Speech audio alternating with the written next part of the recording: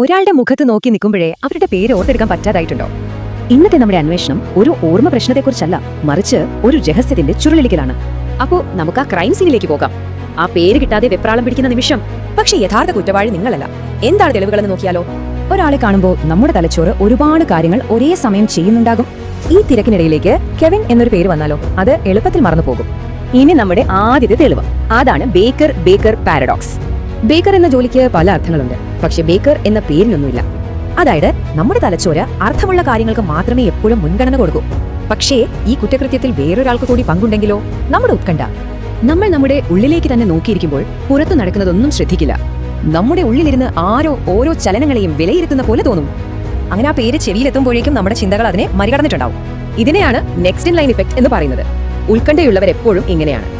അപ്പോ എല്ലാ തെളിവുകളും നമ്മുടെ മുന്നിലുണ്ട്. ഇനി വിധി പ്രഖ്യാപിക്കാനുള്ള സമയമായി.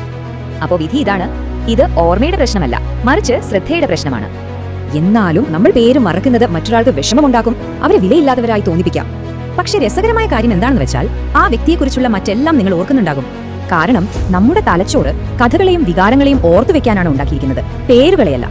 അതായത് തലച്ചോറ് പേരുകളെക്കാൾ പ്രാധാന്യം കൊടുക്കുന്നത് ആഴത്തിലുള്ള ബന്ധങ്ങൾക്കാണ്. ഇത് മറികടക്കാൻ ചില വഴികളുണ്ട്. പേരുകളെ മനഃപൂർവ്വം ചില കാര്യങ്ങളുമായി ബന്ധിപ്പിക്കുക.